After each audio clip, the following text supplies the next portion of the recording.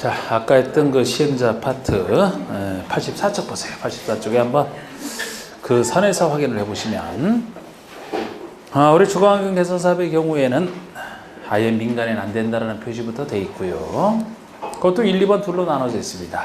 1번은 이제 반쪽짜리 방법으로 할 때랑 그렇지 않은 방법이랑 나눠져서 반쪽짜리 방법으로 한다 그럴 때는 시장소가 직접 시행한다. 동의도 필요 없습니다. 시장소가 직접 시행을 하되 토지, 주택공사 등을 시행자로 지정하여 시행하게 하려는 경우 이때만 소유자 과반수 동의를 얻어야 돼요. 아예 그리고 공동시행은 유일하게 없습니다. 요것만 공동시행이 없고요. 동그라미 이번에 수용과 환지, 관리 처방의 나머지 방법으로 한다라면은 원칙에 보시면 이제 공통된 동의 요건이 존재해요. 토지용 소유자 3분의 2 이상 동의자. 소유자 3분의 2 이상 동의와 세입자 세대수 과반수 동의를 얻어 소유자 3분의 2 이상 세입자 세대수 과반수 동의를 얻어서 자, 시장소가 직접 하든지 그러니까 시장소 갈 때도 이 동의고요. 아니면 다음에서 정한자에게 시행하게 하더라도 박스의 기억번이 시장소가 다음 해자를 지정할 때 가번에 토주택공사를 지정하든지 나번에 제가 특수범위라고 표현했던 주거환경 개선 사업을 하려고 공공이 50%를 초과하는 출자로 설된 법인을 지정을 하든지 니은번의 시장소 등이 위에 해당하는 자와 다음에 가나에 해당하는 자를 공동시행자로 지정할 때도 그러니까 건설업자나 등록사업자 등을 공동시행자로 지정할 때도 동의요건은 소유자 3분의 2 세입자 과반수 별도의 동의요건이 존재합니다. 근데 B번은 이제 세입자 동의만 생각할 수 있는 경우고요. C번은 두 동의 다 생각할 수 있는 경우인데 우리 B번의 세입자 동의만 생각할 수 있는 경우 중에서 보시면 꼭 생략하는 거 아닙니다. 생략할 수도 있고 안 할 수도 있고 그건 이제 시행자 마음이죠. 시행자 마음인데 참 이게 뭐 많지만 기억번은 법에서 정하고 있는 사유고 나머지는 0이 정하는 사유라 가치가 좀 달라요. 특히 기억번에 나오는 숫자 정도는 좀 기억하시고 나머지는 좀 내용 이해하시고 자, 우리 기억번은 세입자 세대수가 토지용 소유자 2분의 1 이하다. 자, 우리 세입자가 달동네는 많기 때문에 세입자 이익을 지켜주고자 동의를 받으라고 했는데 세입자 세대수가 생각보다 작더라는 거예요. 달동네가 아닌 것도 세입자는 은근히 우리나라 많죠, 그죠? 안 그런 것 같나? 많아요, 세입자가. 집 없는 사람이 많다는 것보다도 집이 있어도 거기서 안 사는 사람들이 많다고요. 투자 목적으로 사놓는 경우가 많아서. 투자 목적으로 사놓고 실제 필요한 것은 새에 들어가서 살잖아. 네. 그래서 달동네는 워낙 많을 것 같아서 그런데 달동네에서 세입자 세대수가 소유자의 2분의 1 반 이하라면 2분의 1 이하밖에 안 된다면 생각보다 굉장히 작은 거예요. 이거는 여러분들 사는 보통의 동네도 세입자가 한 3, 40%는 되지 않을까요? 달동네 아니더라도?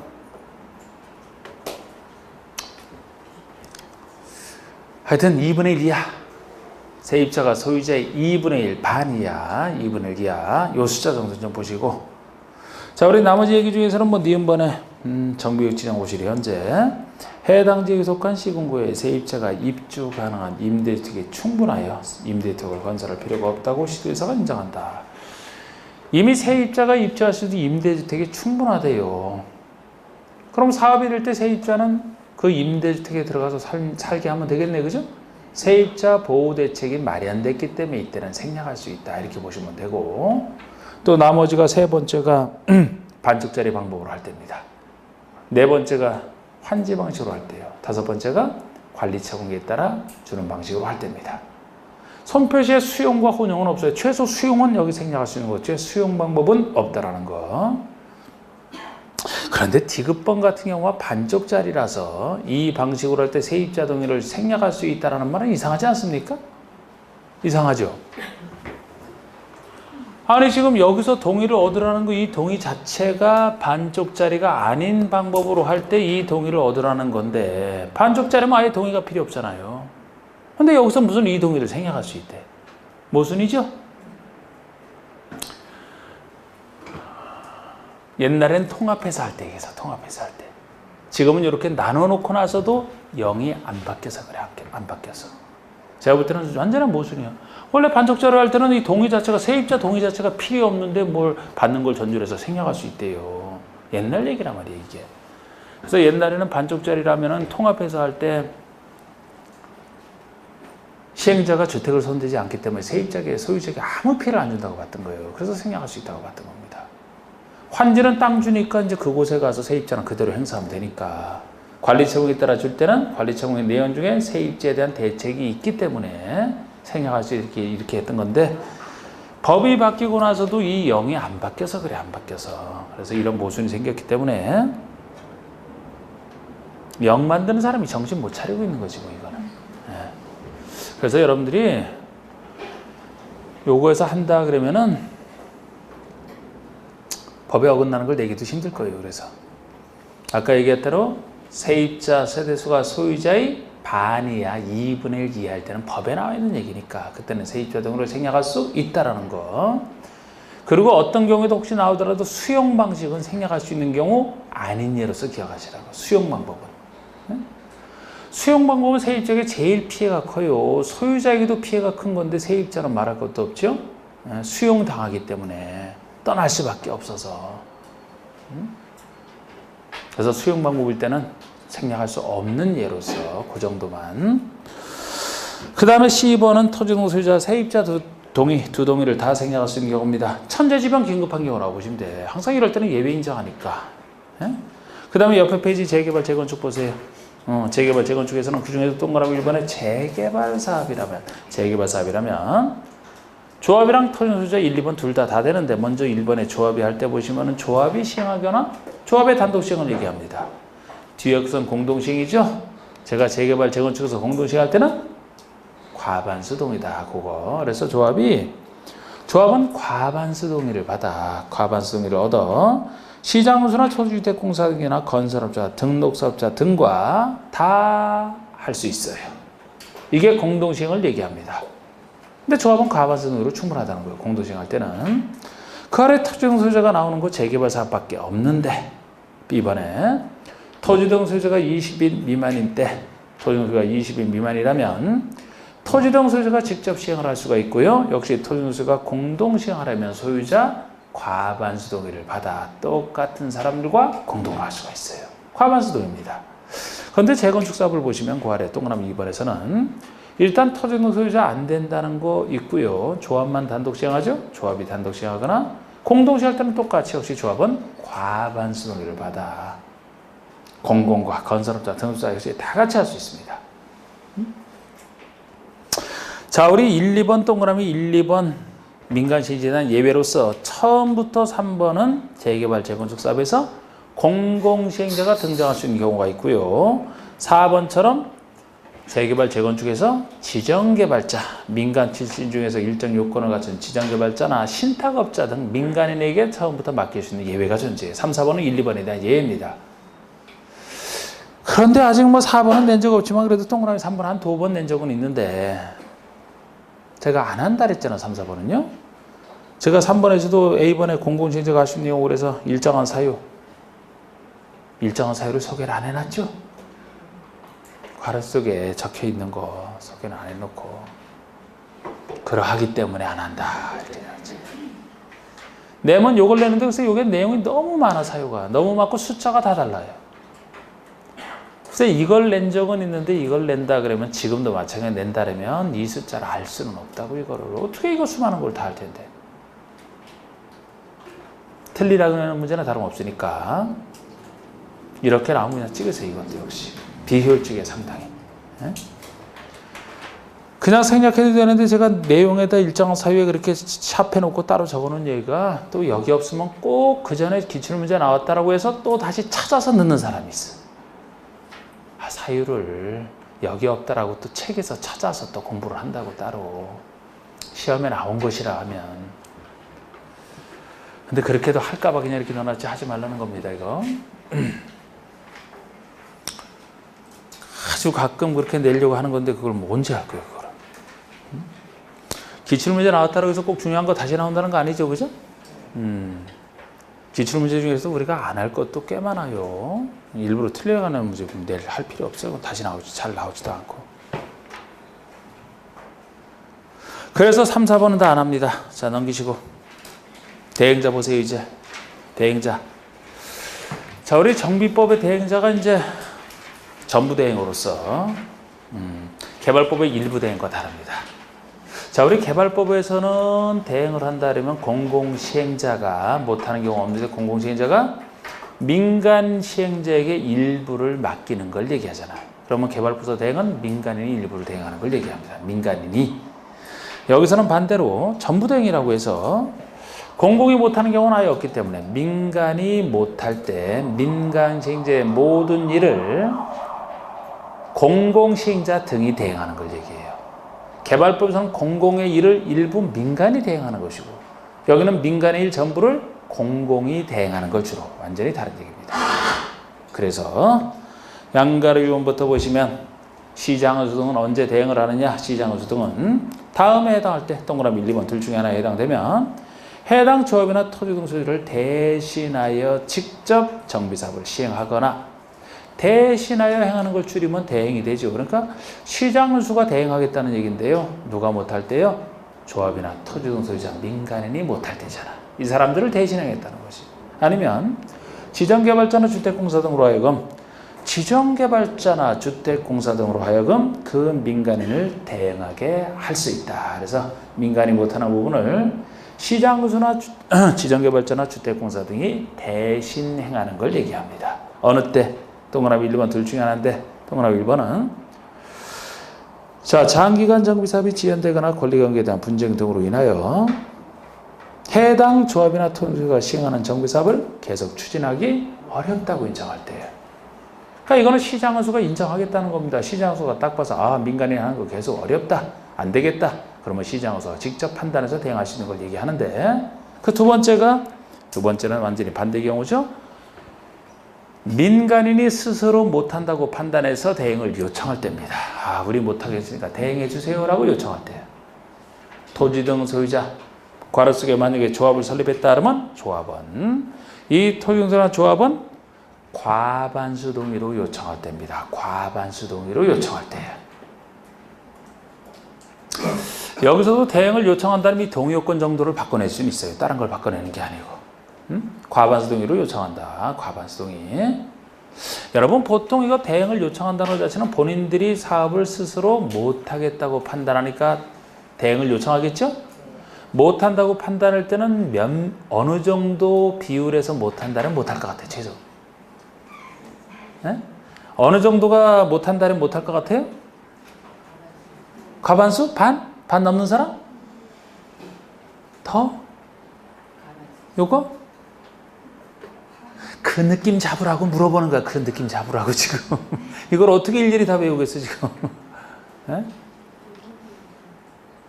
최소 반 이상만 못하겠다면 못하는 거 아닙니까? 30%가 못하겠다면 70% 다수인 사람이 하면 되고 반대로 70%가 못하겠다? 그렇게까지 해야 못하는 거 아니잖아요. 60%가 못한다 해도 못할 것이고 50% 이상이 못한다 해도 못할 거 아닙니까? 그래서 최소 반 넘는 사람들이 못한다 그러면 못하는 것이니까 51%가 못하겠다 하는데 49%가 어떻게 합니까 그러면? 그래서 과반수 동의가 되는 거예요 이것도. 네? 너무 많은 사람이 못할 필요 없잖아요. 못하니까 대행을 요청하는 것이라. 그래서 대행을 요청할 때도 과반수 동의가 될 수밖에 없는 겁니다. 네? 양가로 2번에 대행자는 자기 이름 및 시행자 계산으로 업무를 집행하고 재산을 관리한다. 항상 기본적으로 대신행하는 것은 대행하는 것이기 때문에 시행자를 교체하는 게 아니에요. 대신행할 뿐이지. 기본이 시행자 계산이 되는 겁니다. 만약에 대행자가 자기 계산으로 한다 그러면 그건 대행이 아니에요. 시행하겠다는 얘기지. 시행자 계산을 하는 거예요. 대신행해 주는 것이라. 여기서 시행자 계산으로 한다는 것은 대행자가 만든 것은요. 시행자에게 당연히 귀속이 됩니다. 그 대신 대행자나 시행자에게 내가 당신을 위해서 일해줬으니까 보수 비용만 달라 이렇게 얘기하는 거예요. 근데 이름은 자기 이름으로 한다는 거예요. 이름은 자기 이름으로. 이름도 시행자 이름으로 하는 게 아니고 민법상 대리가 달라요. 본인 이름으로 하는 게 아닙니다. 자기 이름으로 하는 것이지. 그래서 제가 요거 할 때 제가 농담 삼아서 그러잖아. 우리 공법이 훨씬 신사적이라고. 어떻게 자기 이름으로도 못하면 얼마나 비참하겠느냐. 이름은 자기 이름으로 하되 대행일과 계산만 시행자 계산. 이게 바뀌면 틀리잖아. 여러분 남의 이름으로 한다면 참 기분 나쁘지 않겠습니까? 오늘따라 이렇게 물어봐도 왜 반응이 없을까? 특히 이렇게 물어보면서 저랑 눈이 마주치면 뭐 가타부타 얘기를 해야 되는데 그냥 아무 생각 없어요 그냥? 아이 귀찮아 죽겠어요 그냥? 근데 왜 대답이 없어 이렇게. 양가로 3번의 재산상 부담에 대한 승인. 자 이건 대행을 한답시고 오히려 시행자 망칠까봐. 시장수 등이 아닌 대행자는 시장수 등이 아닌 대행자예요. 그러니까 시장수는 스스로는 믿어주겠고 여기서 시장수가 아닌 대행자라면 지정개발자나 토지주택공사 등을 얘기하거든요. 이런 사람이 재산의 처분, 자금의 차입 등 시행자에게 재산상 부담을 가하는 행위를 하고자 할 때입니다. 자, 우리 재산상 시행자에게 부담을 가하는 행위를 한다? 재산을 판다 대표적인 예예요. 재산을 처분하면 누구 재산 파는 겁니까? 시행자 재산 파는 거잖아. 시행자 재산. 시행자 이름으로 한다니까 진짜 재산 파는 거예요 지금. 자금을 차입, 돈을 빌린다면 대행자가 자기 이름으로 빌리겠죠? 그런데 채무자는 누가 되는 거예요? 시행자 계산일까 시행자가 된단 말이에요. 이건 이렇게 시행자에게 재산상 부담을 가하는 행위를 한다면 하기 전에 미리 시장수 등의 승인을 얻으라는 겁니다. 시장수 등의 승인. 시장수가 지켜주겠다는 취지예요. 시행자가 해가 되는 시행자에게 해가 될 수 있는 행위를 한다고 해서 당사자인 시행자 동의를 받으라는 게 아니고 시장수의 승인을 받으라는 거예요. 만약에 시행자 동의를 받으라? 시행자 동의는 무의미해요. 시행자 입장에서 사실 물에 빠진 사람이나 다름없거든. 물어보면 당연히 건져들 날이지. 그래서 시행자 동의는 무의미하다고 보는 겁니다. 시장수 승인을 얻으라. 원래 제가 이거 설명할 때도 항상 이런 식으로 해서 설명하는 건데 요새 그 헝가리 사태가 있으니까 참 이걸 비유하기도 뭐하지만 물에 빠진 사람이 다름없어요. 시행자는. 이제 뭐 그 실종된 분들이야 뭐 시체 찾는 거나 바래야지 뭐 어쩔 수 없지 뭐 지금 뭐. 그러니까 그쪽이 안전 불감증이 참 대단한 것 같아요. 우리나라가 한번 사태가 있어서 그런지 굉장한 거고. 구명조끼를 거의 입지 않은 상태에서 그 물이 그렇게 불어나서 팍 올라갔어도 수위가 올라갔어도 뭐 당시 뭐 한 80척 정도가 거기 떠 있었다면서요? 그런데 구명조끼 그거 뭐 배 없는 배도 많고 하라해도 입지도 않고. 또 관광객들은 또 가면 또 구명조끼 입으면 사진 안 나온다. 그 사진이 뭐라고 이렇게 또 사진 찍으려고. 하여튼 참. 우리나라는 안전규정 엄청 강화되어 있죠. 구명조끼에 대한 설명도 한참하게 돼 있고 어디나 그냥 쉽게 찾을 수 있게 해놓고 이렇게 해놨는데 우리나라가 그런 점에서는 여러 가지 하여튼 뭐 무슨 일이 있으면 거기 대처하고 이렇게 그런 건 빨라요. 굉장히 빨라요. 뭐든지 적극적이고 그런 것 같아요. 새 것을 받아들이는 데 있어서 보수적이지가 않은 것 같아요. 아니 종교도 이렇게 근대의 그 서양의 종교가 이렇게 할 때도 우리나라만큼 적극적으로 받아들이는 데가 없어요. 순교도 그렇게 많잖아요, 여기가. 스스로. 하여튼 그런 에너지가 어디서 나는 건지 몰라도 하여튼 제가 볼 때는 수많은 한에서부터 비롯되는 것 같은데, 한에서. 한의 민족이잖아, 한의 민족. 여기저기 당하다 보니까 오기만 남고 한이 남아가지고 모든 거에 좀 이왕 한 달에 목숨 걸고 막 하는 게 많잖아.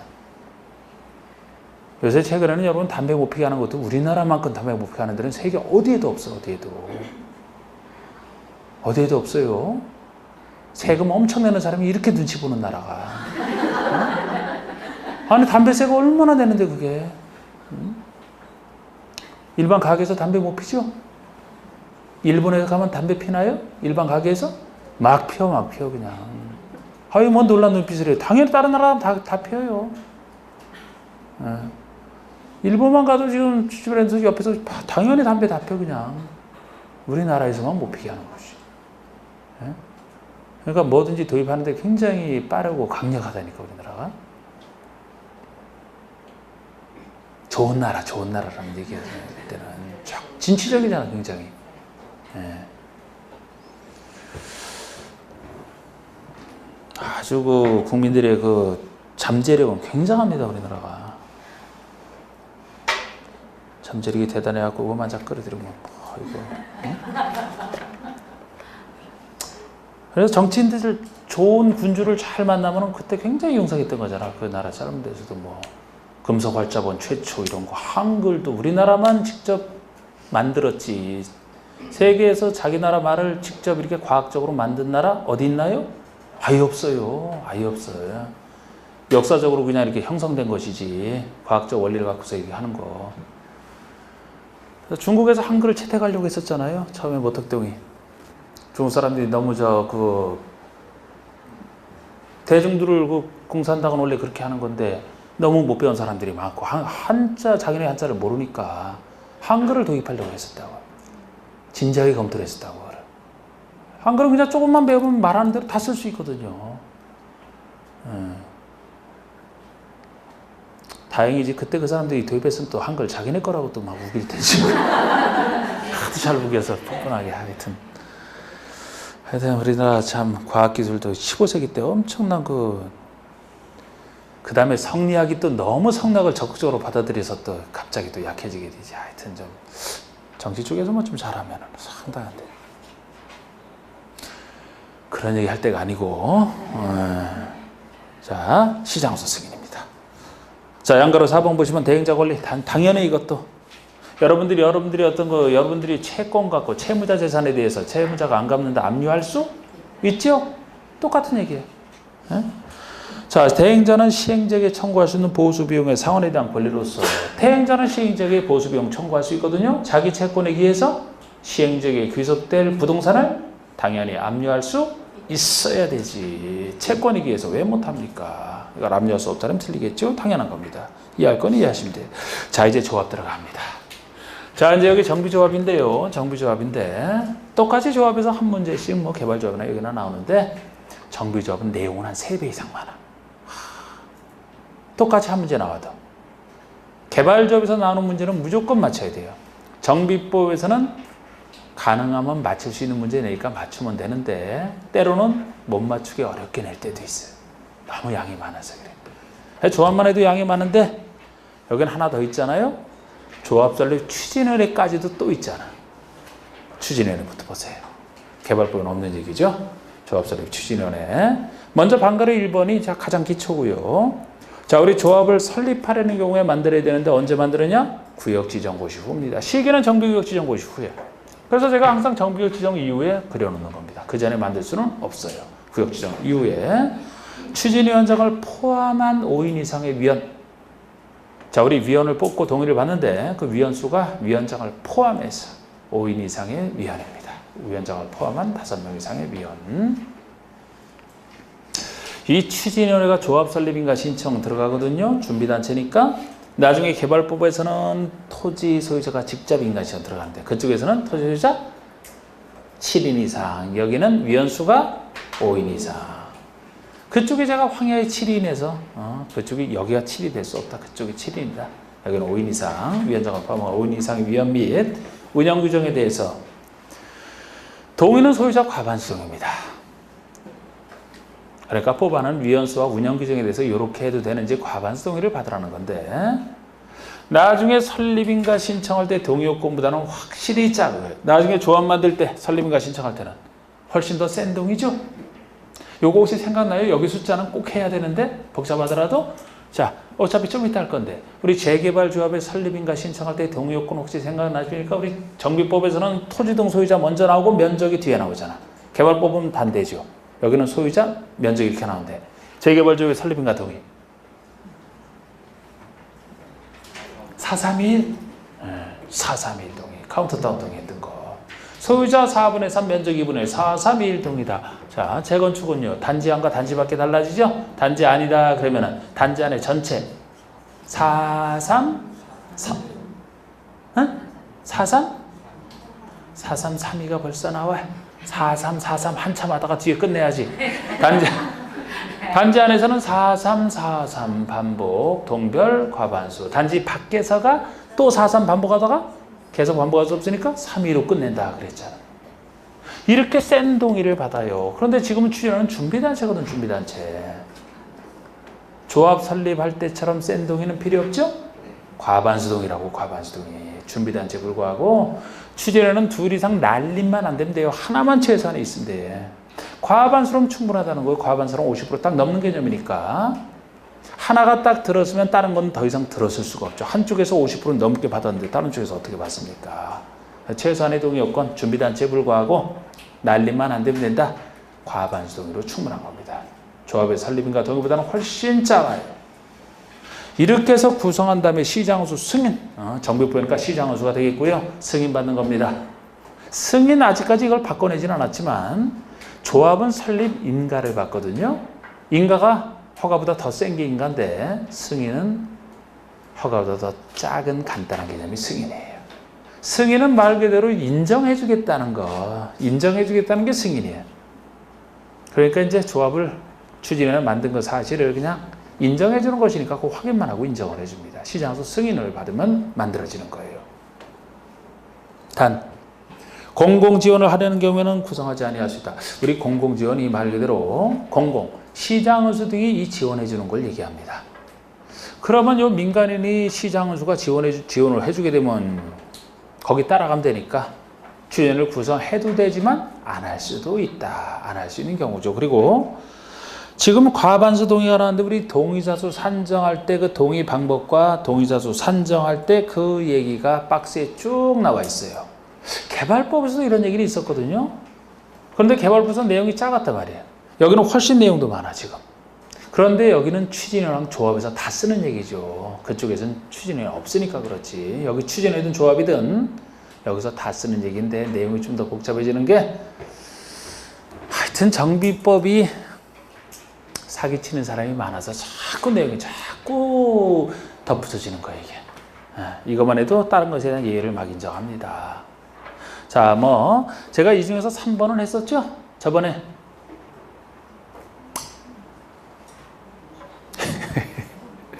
이래도 저래도 한 명씩 계산한다는 거 생각나요? 1, 2번도 이제 추가해서 할 겁니다.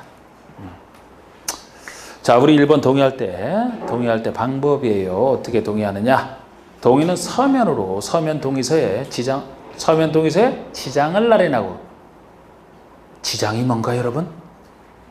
이거, 지장 날인하고, 자필로 서명한 후, 신분증명서 사본을 첨부해서 하는 게 원칙이에요. 인감 찍는 거 아닙니다. 근데 이것만 해도 굉장히 원시적이에요, 이게. 제가 우리나라가 참 새로운 걸 잘 받아들인다고 했는데 이건 왜 이렇게 원시적이냐, 인감만 쓰고. 그렇게 또 적극적으로 사기치는 사람도 많아서. 다시 돌아가요. 옛날에는 서면 동의서에요. 인감 찍었어요, 인감을. 인감 찍고 인감증명서 사본을 첨부하는 게 원칙이었습니다. 그런데 각종 통장 이런 사람들이 나이 든 사람들이 인감도장을 행정편 이상 막 가지고 내가 보관하고 있다가 그냥 동의 안 했는데 그냥 막 동의서에 찍어갖고서 동의한 것처럼 꾸며갖고.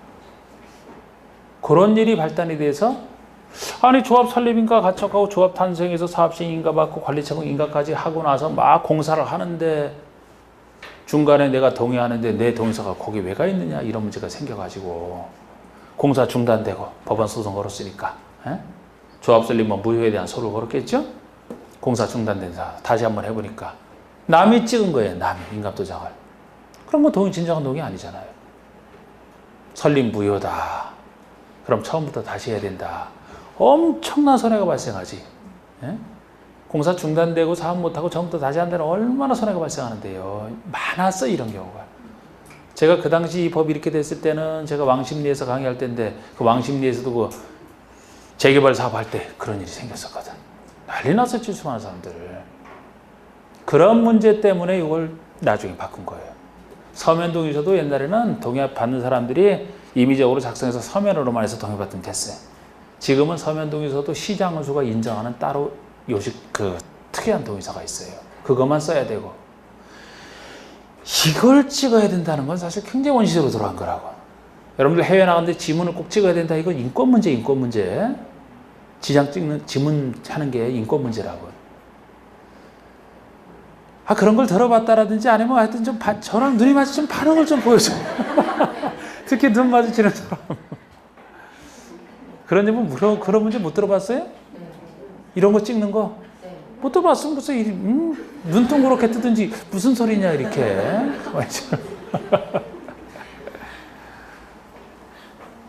그래 다른 데서는 이거 찍으면 안 돼요. 그런데 우린 지금 이거 찍고 있다고. 자필 서명하고 사기치는 사람들 때문에 강화돼서 그래. 다 이렇게 하게 돼 있어요 지금. 자, 우리 철회 반대에서도 보세요. 동그라미 2번의 기억번. 동의의 철회 또는 반대 의사 표시는 동의를 철회한다 아니면 반대 의사를 처음부터 표시한다. 해당 동의에 따른 인허가 신청 전까지 할 수 있다. 이건 계속 배웠던 우리 철회 논리란 말이에요. 그런데 여기는 이거 좋은데 글쎄요, 여기는 예외가 또 인정이 되고 있어요. 보세요. 원래는 그렇게 해야 되지만 다만 다음의 동의 두 가지는 최초로 동의한 때로부터 30일까지만 철회할 수 있다. 조기 확정이거든요, 이게. 그러니까 해당 동의에 따른 인허가 신청 전이면 원래 철회할 수 있어야 되는데 그 전이라 하더라도 철회 못해요. 동의한 때부터 30일까지만 철회할 수 있지 30일 지나면 철회 못하게 되는. 그럼 조기 확정될 거 아닙니까? 두 가지 동의만 그래요. 정비구역 해제에 대한 동의, 구역 해제에 대한 동의, 중대한 일이고 또 하나 조합 설립에 대한 동의가 되겠습니다. 조합 설립에 대한 동의. 그러니까 이 점에서는 이제 조합 설립에 대한 동의가 개발법이랑 차이가 나게 된 거죠. 만약에 도시개발조합에서 설립인가 동의를 처리한다 그러면 설립인가 신청 전에 철회할 수 있다 그랬죠? 근데 여기는 아니지. 정비조합에서는 설립인가 신청 전에 철회할 수 있는 게 아니고 동의한 때로부터 30일까지만 철회할 수 있다. 이렇게 돼 있잖아요. 여기는 같은 조합 설립에 대한 동의라도. 그런데 여기 예외가 하나 더 붙어 있어요. 괄호 속에.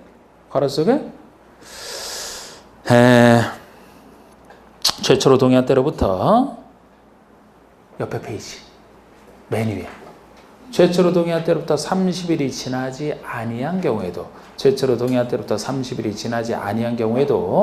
조합 설립을 위한 창립총회 후에는 철회할 수 없다. 그러니까 조합 설립에 대한 동의는 동의한 때로부터 30일까지면 철회할 수 있지만 아직 30일이 안 되었다 하더라도 창립총회를 이미 개최했다면 창립총회를 개최한 이후에는 철회 못하게 하나 더 해놨다고요. 우리 창립총회도 이 정비법에만 나오는 제도인데 좀 이따가 나옵니다. 좀 이따 나오는데 조합 창립이란 총회이기 때문에 조합의 뼈대를 잡는 역할을 해요. 조합의 약속인 정관을 확정하고 임원 선임하고 대의원 선임하는 그런 일을 합니다.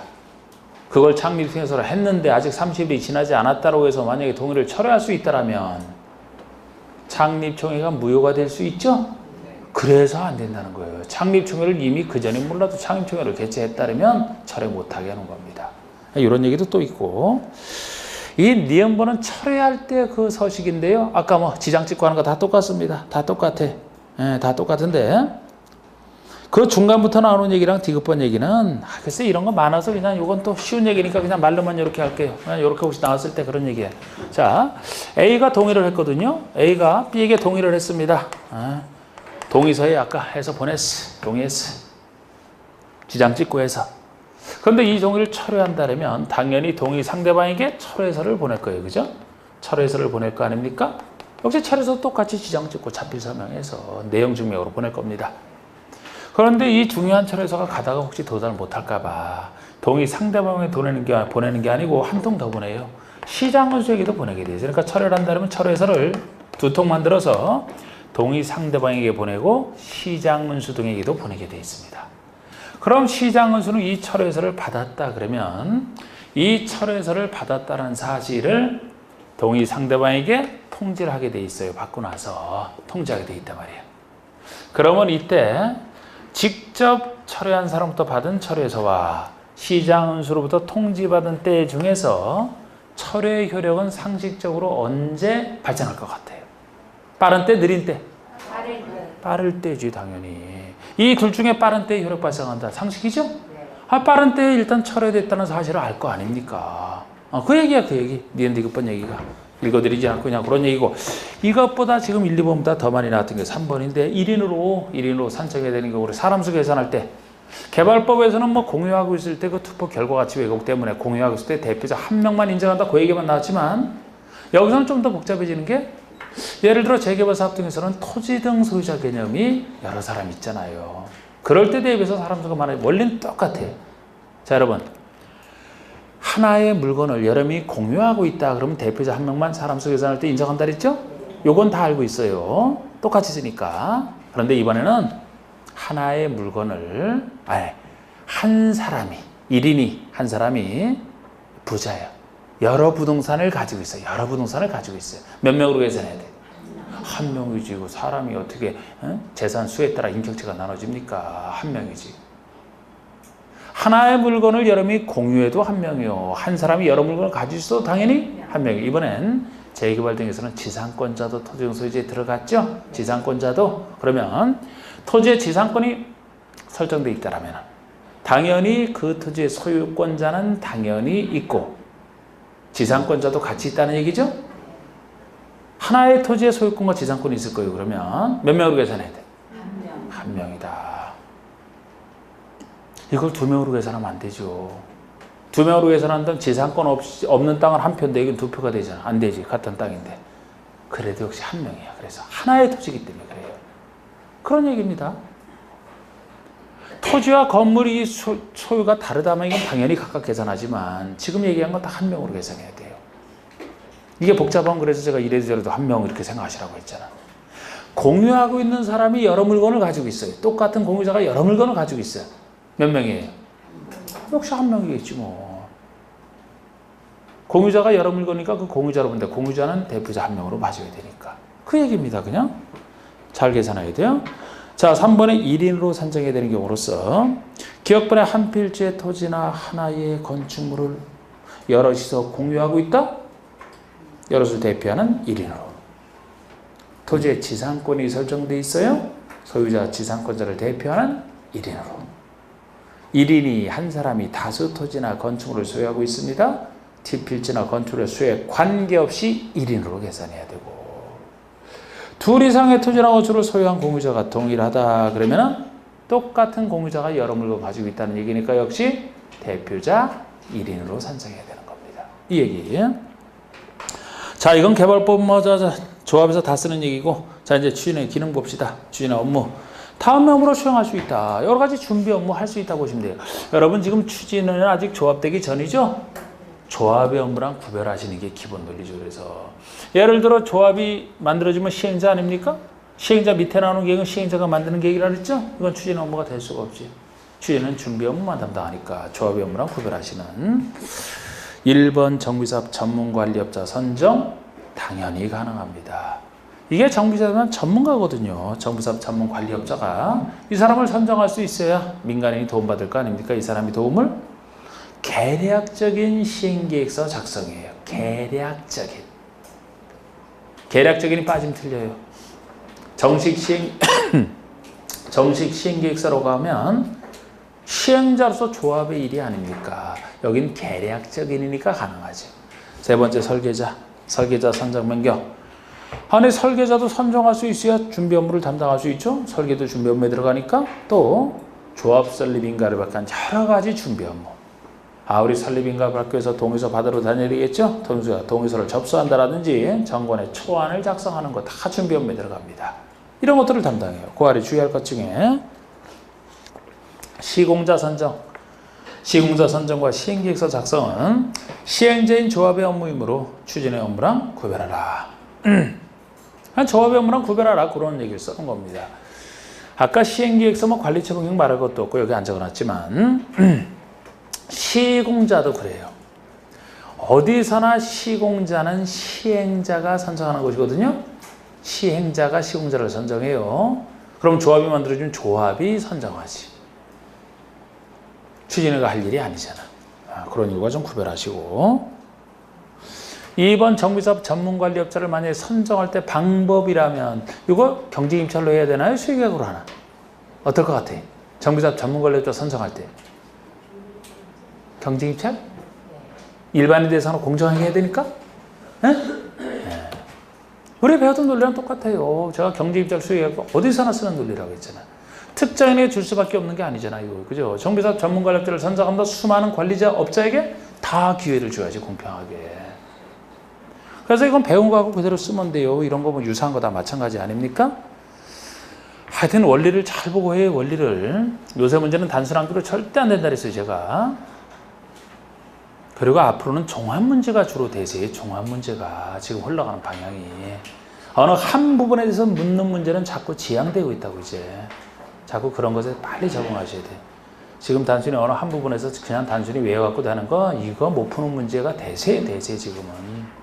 그 대신 원리를 갖고 종합 문제 나오더라도 관련된 게 이쪽 저쪽에 있는 것들이 나오니까 전체적으로 이해를 하셔야 되거든, 전체적으로. 보세요, 그런 식으로 나오지. 자, 그래서 잘 이해하시면 돼요. 똑같은 얘기입니다. 그래서 자, 추진의 승인을 받은 후에 경쟁입찰 또는 수의계약 방법으로 선정해야 된다. 마치 경쟁입찰 또는 수의계약 선택일 것 같은데 아니에요. 우리 배웠던 논리랑 똑같은 거예요. 우리 수의계약은 전제가 2번 이상 유찰된 경우, 2번 이상 경쟁입찰이 유찰된 경우에 한정한다, 그 말이 붙어 있죠? 그러니까 원칙은 경쟁입찰로 공정하게 하라는 게 원칙이고, 단 2번 이상 유찰되면 그때는 수의계약을 할 수 있다. 개발부서 배웠던 얘기랑 똑같은 얘기가 되는 겁니다. 앞으로 이 얘기는 뒤에서 종종 정비부서 나오는데 같은 구조이다. 네? 자, 같은 구조입니다. 창립총회 개최 경우 보세요. 창립총회잖아, 창립총회. 그냥 총회는 조합의 업무예요. 그냥 총회는. 이건 창립총회니까 조합을 창립하기 위한 총회니까 요거 열 때는 아직 조합은 만들어지지 않았겠네요. 만들려고 하는 총회니까 그래서 추진하는 업무가 되는 거라고. 시기 정확하게 보세요. 언제 하느냐? 조합의 설립인가 동의를 받은 후에, 설립인가 동의를 받은 후, 설립인가 신청하기 전에 조합 설립을 위한 창립총회를 개최해야 된다. 이렇게 나옵니다. 그리고 창립총회는 조합 정관을 확정하고 임원 선임하고 대의원 선임하는 이런 일을 처리한다. 그래서 조합 설립인가 신청 들어가기 전에 조합에 뼈대는 갖춰놓고 신청 들어가는 취지를 보시면 돼요. 조합의 약속인 정관을 확정하고 임원 선임하고 대의원 선임하는 이런 핵심적인 일은 설립인가 신청 전에 갖춰놓으라는 거예요. 그러고 나서 신청 들어가는 겁니다. 그런데 그 전에 설립인가 동의는 받고 나서, 설립인가 동의는 받고 나서 설립인가 신청 전에 개최해야 됩니다. 만약에 설립인가 동의도 안 받은 상태에서 창립총회를 대해서 다 이렇게 뼈대를 잡아놨어요. 그런데 나중에 보니까 동의를 못 받았어요. 그럼 무효되는 거 아닙니까? 그래서 설립인가 동의는 받고 나서 인가신청 전에 개최하라, 이렇게 보시면 돼요. 그리고 여기서 이제 뭐 소집하고 뭐 회의하는 건 간단하게 좀 보시고, 소집하는 거 당연히 위원장이 하겠죠. 뭐 위원장이 직권으로 하든지 아니면 토지등 소유자 5분의 1 이상 요구로, 5분의 최소 뭐 5분의 1 이상 요구로 위원장이 하고요. 의사결정은 보통의 결의 요건으로 생각하시면 돼요. 토지등 소유자 과반수 출석과 출석 과반수 찬성으로 결의한다. 임원동은 따로 예외있지만 이렇게, 이게 보통 결의권. 여러분들이 어떤 거 회의체에서 회의할 때 이거 보통 결의로 보셨죠, 그죠? 제적 과반수 출석, 제적 과반수가 출석하고 출석한 사람 기준으로 해서 과반수가 찬성하면 통과되는, 이게 보통의 결의권 아닙니까? 국회에서도 다 이런 식으로 하고 있고, 추진회도 이렇게 하고 있어요. 나중에 총회도 이게 원칙이고 예외 따로 있겠지만. 자, 그리고 반가로 3번의 권리 의무의 포괄 승계. 추진회가 행한 업무와 관련된 권리 의무는 조합이 포괄 승계한다. 아, 그렇습니다. 당연히 추진회가 하는 일은 조합이 포괄 승계해서 하겠죠. 그리고 이제 조합 얘기가 나옵니다. 먼저 조합 설립 의무에 대한 거 살짝 요거 한번 보실게요. 자, 우리 시장주 등이나 초지주택공사 등이나 지정개발자가 아닌 자, 이게 토지등 소유자예요. 지금 여기서는 이 토지등 소유자가 정비사업을 시행하려는 경우에는 조합을 설립해야 된다. 토지등 소유자로 구성된 조합을 설립해야 된다. 이것 때문에 아까 시행자에서 글쎄 재개발 재건축에서 조합 설립해서 하는 게 원칙이 됐던 겁니다. 단 토지등 소유자가 20인 미만의 경우에, 20인이 안 될 때 20인 미만의 경우에 토지등 소유자가 재개발 사업을 시행하는 경우에는 그러하지 아니하다. 그러하지 아니해야 되니까 조합 설립 의무가 없다. 그래서 통일수가 수가 작을 때 재개발에서만 조합을 설립하지 않고 직접 시행자가 될 수 있었던 겁니다. 이렇게 이제 관련되어 있는 규정이죠. 자, 이제 본격적으로 조합을 또 한참 해야 되는데 10분 쉬었다 가겠습니다. 예.